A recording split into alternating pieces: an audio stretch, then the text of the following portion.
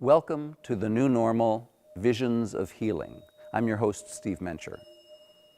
We're here at Weill Hall at the Green Center on the campus of Sonoma State University. And the center and the university have brought people here several times during the year to remember with art and music what we've gone through in our community in the past year. For example, on July 29th, the Santa Rosa Symphony performed the world premiere of a piece by Paul Dooley called Sonoma Strong, which commemorates the events of last October, what we've lost and what we've learned.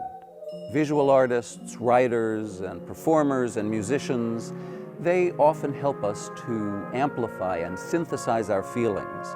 And by doing that, they bring the community together.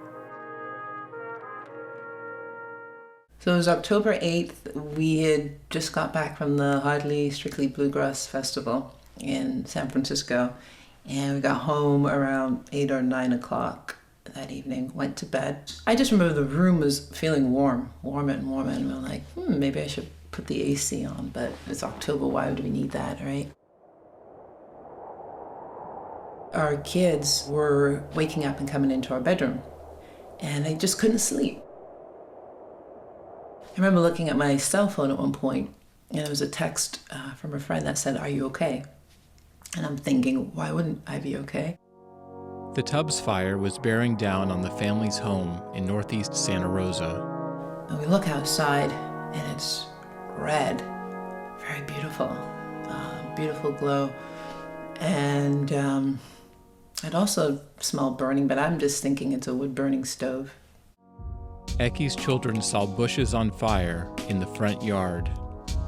There were rings of fire in the grass in the yard, and then it looked like somebody was lighting off fireworks from our roof. You could just see a shower of embers coming down, and that's when it hit me. Ecky and her family drove in search of an escape route. The homes around us are already halfway gone. You can see their frames, and they're completely engulfed in fire. I see this deer just run across, rabbits are scampering, not knowing where to go, and just smoke. And we make a right, and then we get to a section of the road where you can make a left or right. To the left was a lot of fire. To the right was less fire. We drove through the less fire route. I was just mortified because all the homes that we drove by were down, and I just thought, well, my neighbors are in there and perished. And I was that really hit, really heavy. And when we got out of the fire, oh my gosh, never have I ever been just so happy in my life. Just felt this sense of mortality, like life is so short. And it's precious. The fire destroyed Ecky's house, her instruments, her home recording studio, and 3 unreleased albums worth of music. Ecky's husband and her musician father returned to the burned-down house to see if anything could be salvaged. This was a drum that he had, but the drum covering part obviously burned away. And then he found part of some cymbals and spoons. So he took these. I think he took this little milk jug. And forks and knives into the recording studio at Prairie Sun. So when we were doing the song Marching On, he was using these items as percussion. So that's pretty neat. First I was like, what are you doing with this stuff? It's filthy and dirty. It's like, I have an idea. I'm like, okay, Dad.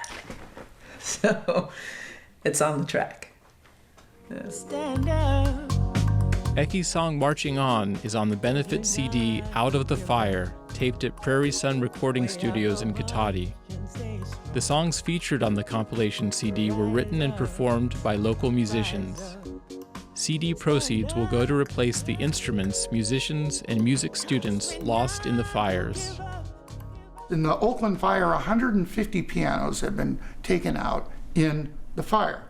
We are somewhere between 600 and 800. There's no way to document that exactly. So you think about the American home. I grew up in a family and I was told I had to learn how to play the piano, and it changed my life. So American families and the piano is just like, you know, apple pie. The only thing I think we own in America that's really ours is our music. Mucha, Sarah Baker, and Alan Sudduth produced Out of the Fire. Guitarist Volker Striffler was among the local artists who wrote and performed music on the album. I lost my instruments a few years back from somebody stole them, so I know what that feels like, and I can only imagine if you lose everything. Or actually, I cannot imagine what that would feel like. So the idea that Mucha had really, really appealed to me, that you know, you would replace something that is really dear to people, which is instruments become sort of part of you. You really do start forming that connection with the instrument, and you become used to it. Things get much easier. You're familiar with the little idiosyncrasies. So when you lose that, it really is kind of a struggle to find a replacement, you know, and that's why guitar players like to buy so many guitars, because we're always looking for that next better one, you know. I think there's a certain group of people, artists, I would say, that are important to a healthy society. To look after those people, I think, is important too. Not just to rebuild the houses, but start working on the soul of people too, you know, because that is something that gets lost. Album producer Alan Sudduth and his wife Chris lost their Coffey Park home. The guitar that I grew up playing my whole life was my dad's guitar, and it's a 1939 Martin D28. Over the years, I'd said, you know, Chris, if anything ever happens, I'm grabbing the Martin. When it came time to run, I went outside, figured out what was going on, came back in, woke her up, and I grabbed the guitar.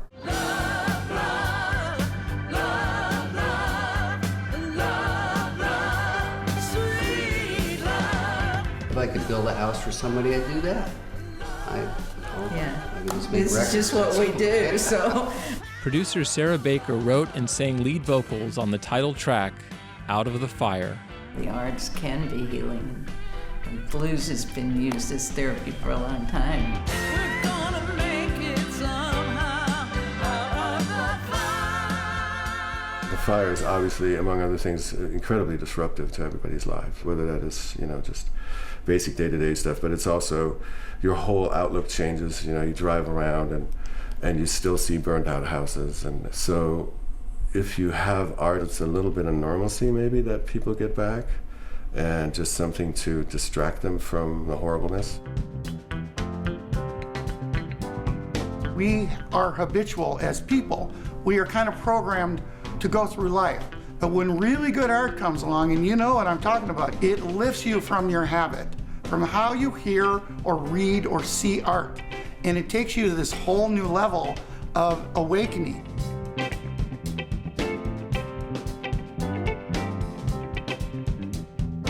Surviving the fires transformed the way Eki Shola approaches her life and music. Shola, an Ivy League-educated doctor, decided to give up practicing medicine and dedicate herself to music. For me, it can't just be entertainment. There needs to be something more. And so the purpose and the intention of what I do has changed since the fire. The sense of community here has been phenomenal. Even close to the year anniversary, people are still wanting to help and reach out. I think the hearts have been melted as well as the fire melted things. I think a lot of hearts have been melted, period.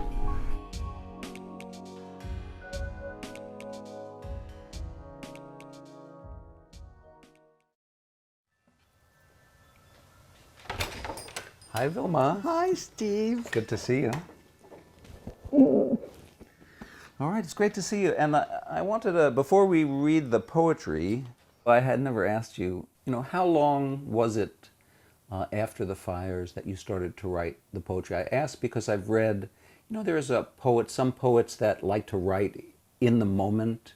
Other poets need to have things marinate a little bit. Mine Where were do you all stand? written in the moment. In the moment. Yes, I have each one dated, and I know exactly when I remember where I was when I wrote them. We here at Friend's house were evacuated on the 9th. So I was writing as I went along. Yes, those poems are from the time. While I was on evacuation in Napa with 12 or 14 others from Friend's house, I was reflecting on how refugees around the world, what they must experience, many of them knowing they will never return to what they knew as home. We didn't know either. Refugees, ripped from daily habit, torn from the arms of familiar, stripped of everything but the nakedness of now, we are refugees. Disaster triggers adrenaline, adrenaline triggers response. We respond with amazing acuity, energy sufficient, generosity beyond resource, resourcefulness beyond supply, always creativity peppered with wit. We are refugees. Our common circumstance makes us tribal, intimate, gentle or ferocious as needed. Old barriers vanish, private shadows disappear in the light of need.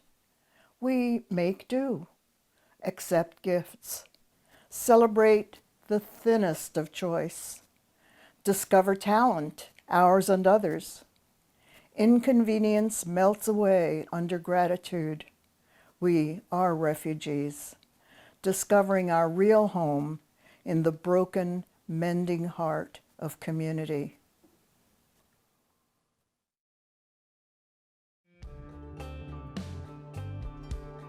I'm heading to downtown Santa Rosa to speak with Director of the Museum of Sonoma County, Jeff Nathanson.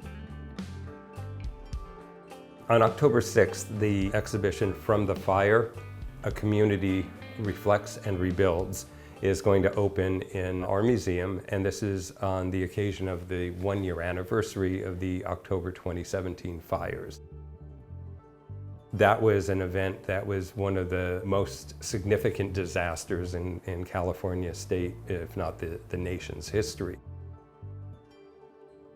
Included in people who lost their homes and lost their jobs are artists and creative people. They are part of the community. We're all part of the community.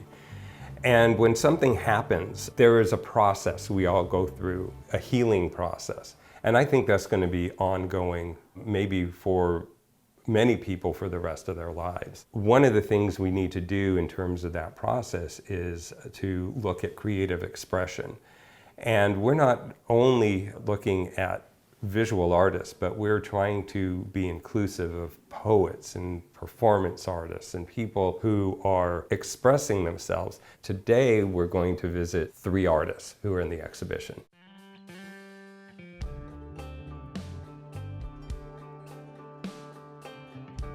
New media artist Kimberly Coim-Mertera is visiting the museum to discuss the installation of her artwork for the show. How did video and water and everything else get into the jars? I've been working with really normal objects for a long time, and the idea of what we can preserve. So these are preserving jars. And I've been working with water and shooting footage through water and just manipulating light and water. But they really do have that sort of preserving jar kind of feel. In a way, it's interesting because I think of specimens and maybe in a laboratory or in a museum context, but then we're looking through the water at this video footage that's related to the fires. When I first was looking at the footage, I was really thinking of like sharing and wanting to preserve people's memories of, you know, what maybe they had lost. This was an opportunity to store that and to maybe share something that was precious to them. It's not only preserving the memory, but it's also about the healing process. Yeah, there is a real healing process. Since I'm using water, projecting the imagery through the water, I feel like it's a way to be with this footage and but to also have a buffer. Mm-hmm. Yeah, really interesting. Yeah. Jeff and I head to the Santa Rosa home of sculptor and art teacher Martin Zuniga. Martin inspired students to create a colorful mural, which will be part of the museum exhibition. Before talking about the mural, Martin shows us one of his sculptures that was inspired by the fire. Are these real fire extinguishers? You know, this is what panic looks like in my head. I walked outside to get the dogs and my pets to throw them in the car, and they were leaves on fire landing in my yard, like oak leaves. So you go looking for a fire for extinguisher. a fire extinguisher. In the kitchen, I knew I had 2 fire extinguishers. I couldn't find them. They were there. I couldn't see them. My panic had set in so much. So this all shapes different where it's like it wasn't there, it wasn't there, it wasn't there. But the picture kept on popping into my head of just a red extinguisher. Fire was all around you, so you don't even know which way to aim the thing, right? Exactly, exactly. So you don't know which way because there were 60 active fires by around 5 and 6 in the morning.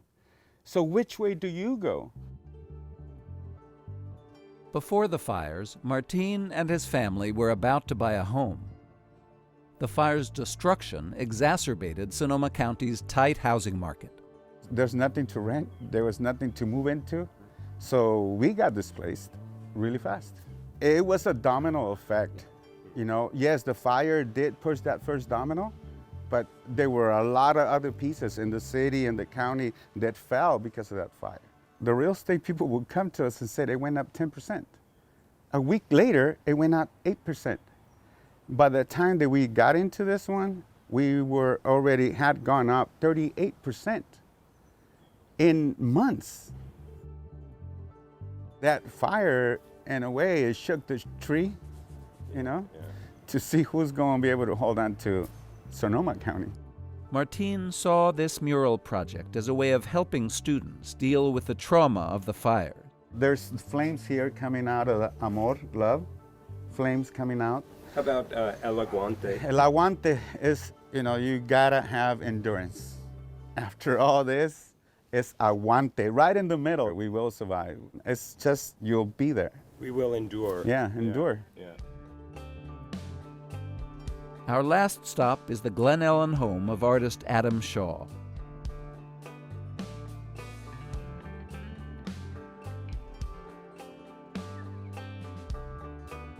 In his studio, Adam recalls the moment when he first saw the fires approaching his house.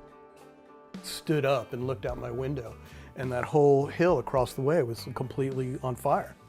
A rolling fire. It was like moving this direction. I called up 911, and I was lucky I got through, and the dispatcher, who sounded very harried, I said to her, there's a fire in my house. I live in Sonoma Valley. I'm not sure what I should do. She said, sir, there are fires everywhere right now. If you feel unsafe, you should leave immediately.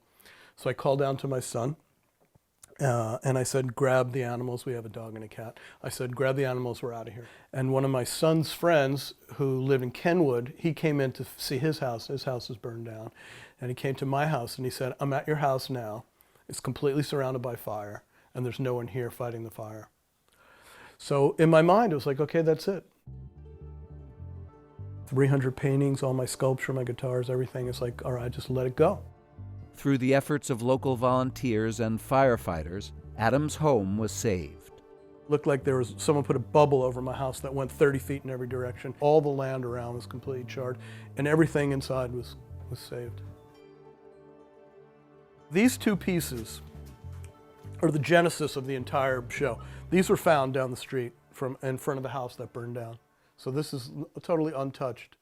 Adam has dedicated this past year to producing fire-inspired work. Although all these pieces that have a lot of burning in them, they're not burned from the fire. They're burned by me, sort of evocative of what the fire did.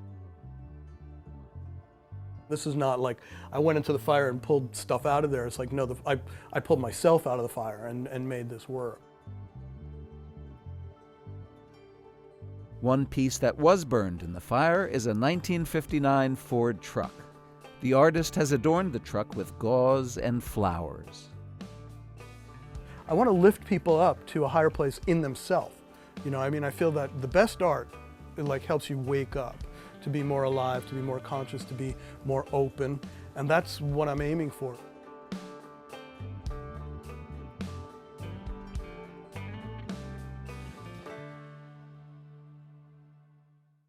During the first few days as the fire was sparked, our Spanish-speaking neighbors were unable to get important information for their safety. And the underlying inequity in our community has meant that those who have less are often the slowest to recover. Reporter Adia White has that story. On the night of October 8th, many lost their homes, livelihoods, and lives. But as we recover from this disaster, the Latino community continues to be sidelined in these efforts.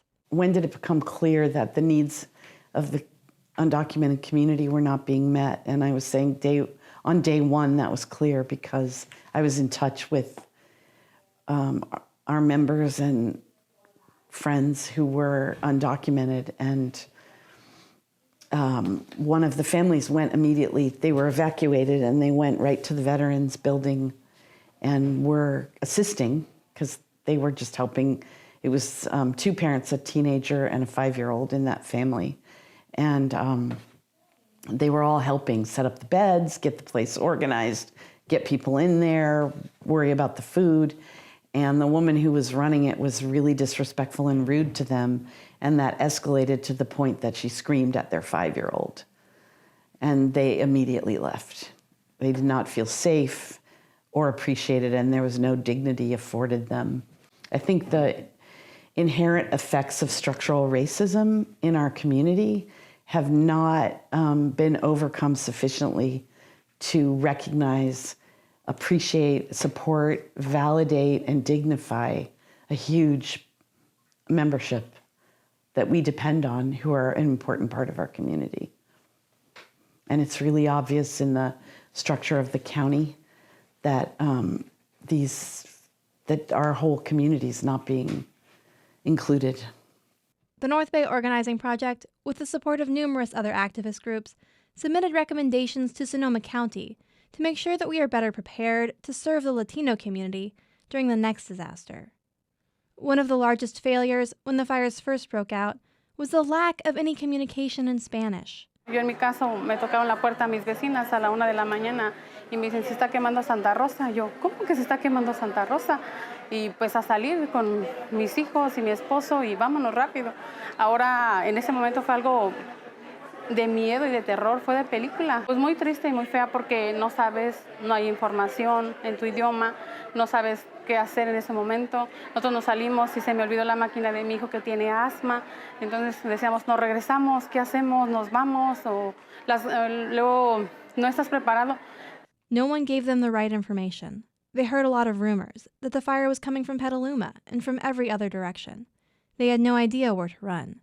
Their first few shelters they went to were full. They drove from shelter to shelter until they found one that was open. Y luego ya cuando llegamos al shelter empezaron a dar información de dónde estaban los incendios y decías tú, ¿me regreso a mi casa o me quedo aquí? ¿Qué hago?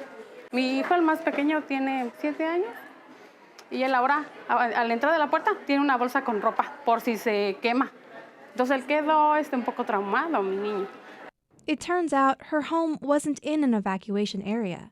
Had she been given the right information, she wouldn't have had to leave. It's a nightmare many Spanish speakers endured that night. Bilingual radio station KBBF stepped in to fill these gaps in services. They put out information in Spanish when no one else was doing so. They also opened their studio as a donation center for those in need. That day I realized how extremely exhausted we were, but yet we didn't feel tired, because there was so much love, so much people helping out. And that always gives me hope that, that when things are going so bad right now in our political atmosphere that we have right now, that at the end, I really, truly still believe that people have more good in them, and that when there's a crisis, when there's something, they really do help their neighbor. They love their neighbor. And that's something that to me is the biggest lesson I learned coming from seeing this tragic that happened in our community, I realized we were here for a purpose. We were the only ones that were giving out information in Spanish, and we were the ones that were there to serve what the vision of this radio is, and that is to empower the community by giving them information, education, for them to come out and do that. And at the same time, we celebrate our culture and we provide news and all that, but more important, we empower the people to take care of themselves. And that's what we did for those 2 weeks in October. Sonoma County took many of the recommendations submitted by the North Bay Organizing Project. They held 2 recovery meetings in Spanish and pledged to send out all future emergency alert notifications in both languages.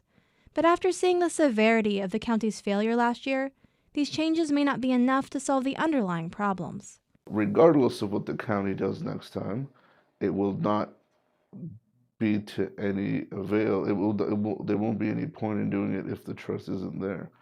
Even as the county works on making its policies more inclusive, trust will take much more time and effort to rebuild. On August 4th, country music superstar Brad Paisley came, and he sang songs of love and hope and healing for the community. About $200,000 was raised on those 2 nights. So as we listen to Brad Paisley, let's remember the lives of those lost in last October's fires.